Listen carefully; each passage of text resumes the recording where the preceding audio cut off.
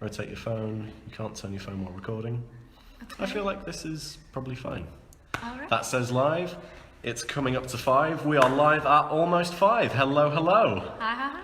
So, a couple of things. First of all, before we begin this week's Live at 5, there's a slight elephant in the room. We are missing one of our usual presenters, Adam Hemming, director of The Space. We've got a little notification there, someone saying hi. I think that is Adam himself, who is not with us today, following on from last week's Phoebe feedback, which said that we could do with a bit less Adam on the broadcast, so he has actually gone for a day at a farm and he's off to Legoland tomorrow having a lovely bit of half-term fun with his kids, so we wish him very well. And in his place we have Zoe.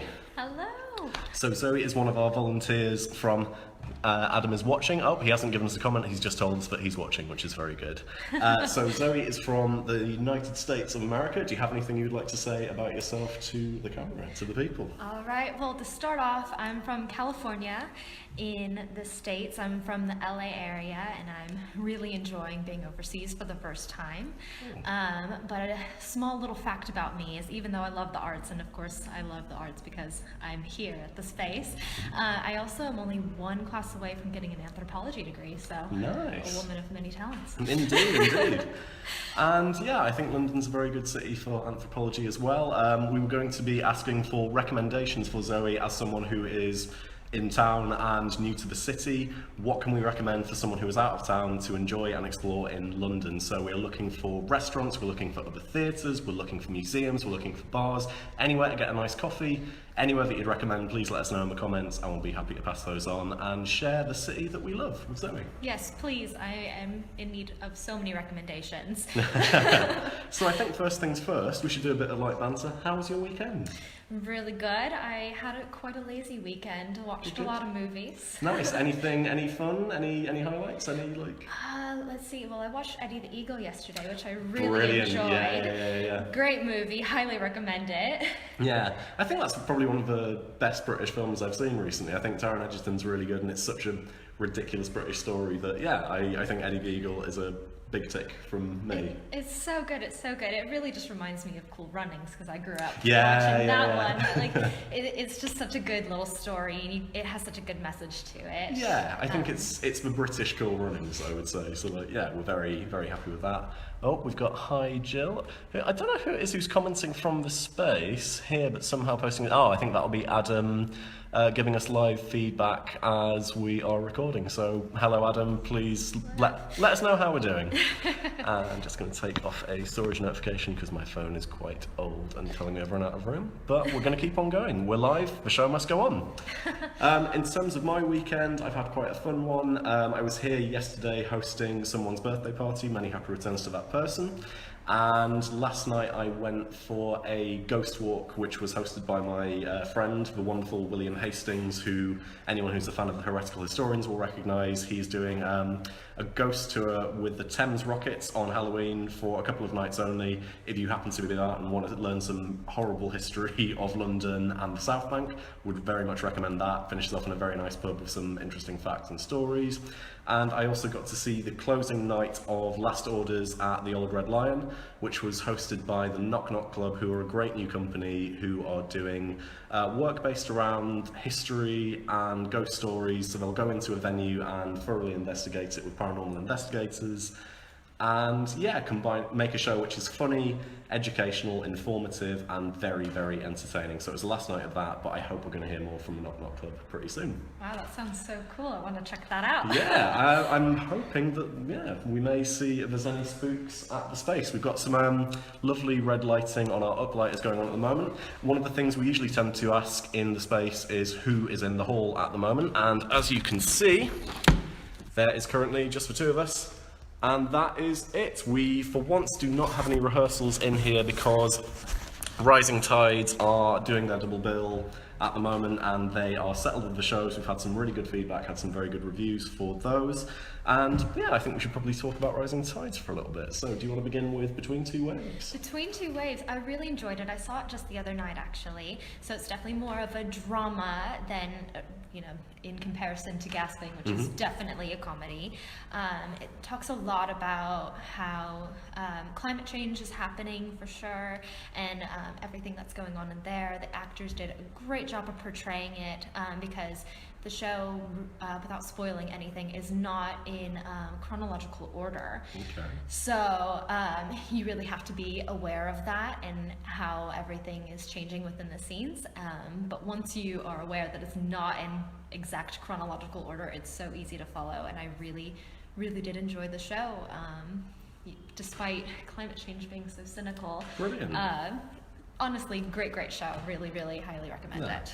And on the flip side of that, but also the yin to that yang, is Ben Elton's Gasping, which is getting a revival as part of the Rising Tides climate crisis double bill, which, as someone who grew up on things like Blackadder and The Young Ones, is much more, I think, probably a British idiosyncrasy, which is very, very enjoyable. It's completely high energy, ridiculous one-liners, just churning out line after line of comic genius, which then really hits you quite hard when you realise how prophetic this ridiculous satire has actually become. And yeah, I think it's a really horrifying look at where we're going as a society, but it's very good. These are running for 3 more weeks. We're in week 2 of 4, so book now to avoid disappointment. The link will be posted after we have finished off this video, or in fact, if Adam is currently posting as of space, why not go ahead and put that link in the comments?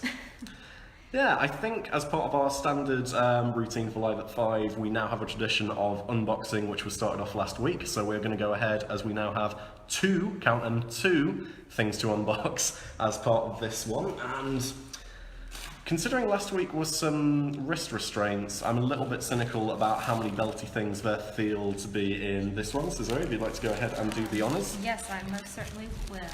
To also give some disclaimer, these are props which are for the Spaceworks production of The Madness of George III, which we are going to be doing some rehearsals for tonight. In fact, Zoe and I are going to be leading the group in rehearsals and are very much looking forward to this. And what do we have in here? Oh my days. Let's see here. So I see it's all quite white. There's a couple of belts, and wow, there's a lot of loose hanging things on there. Is that a straitjacket? I believe so. Here we Oh are. my word, Make sure we that can see is that. horrifying, and it feels very veloury, feels like very pleather. Yes. Yeah, so I think that's going to be quite easy to maintain and look after. I don't think we're going to go as far as testing this out because we don't want to find out how functional this is, but if you want to see how that is going to be used in the Spaceworks production, book your tickets now. And we do also have one other box down here, which is looking rather fancy, from Anya Hindmarsh London. It looks like a designer set of shoes more than anything else. So we'll go ahead and see what we've got in here. It's something copper.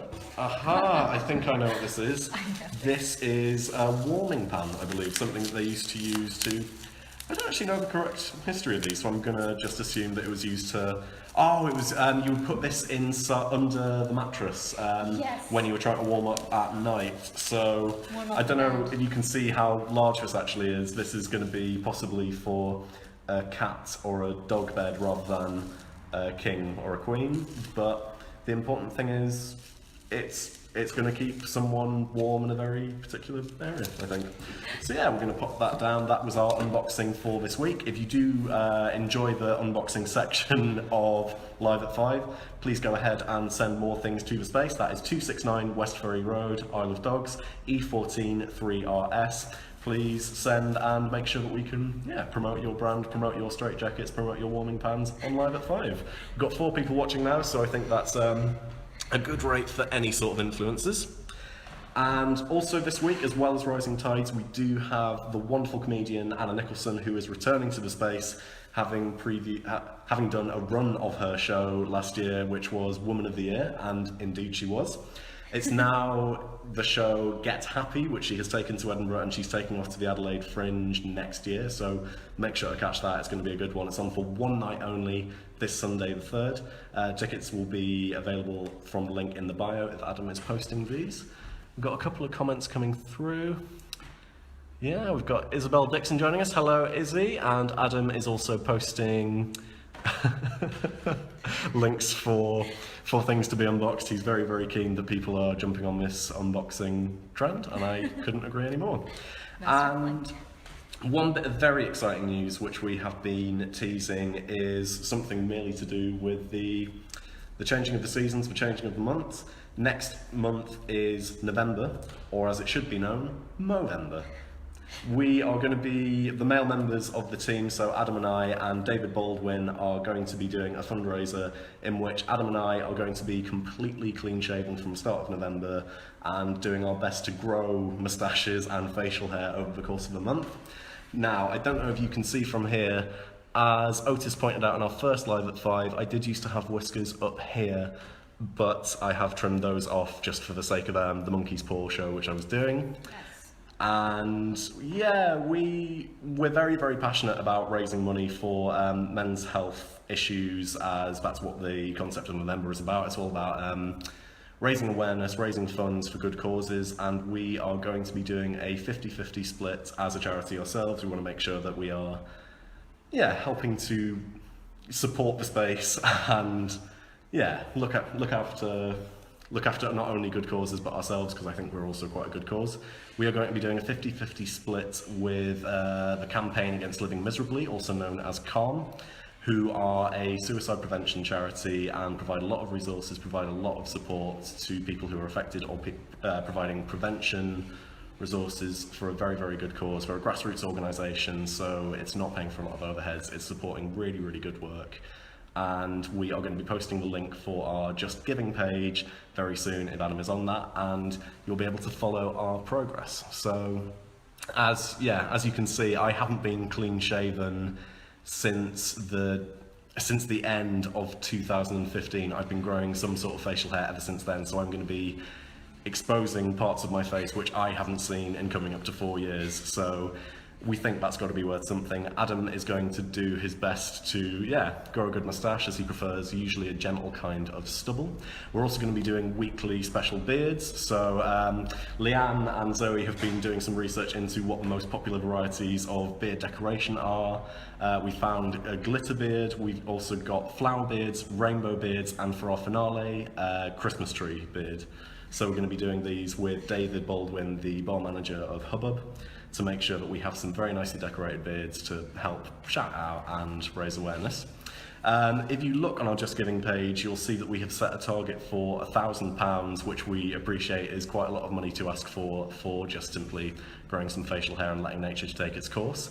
That is because if we hit the £1,000 threshold, I have agreed to completely shave off all of my hair, which now that winter is coming, I realise is actually probably a bit of a bad move, but I'm willing to invest in some hats for a good cause. And Adam has today agreed to top that, where if we raise £2,000 for this very good cause, he is also going to shave his hair. So if you want us to have some slightly chilly bonces, please help for a good cause. And we look forward to keeping you posted with our very fresh faces as far as they go. Oh, we're getting some surprised reacts coming in there, and no, it's completely real. We have this in writing. We have agreed that we are going to completely shave ourselves if we hit these targets.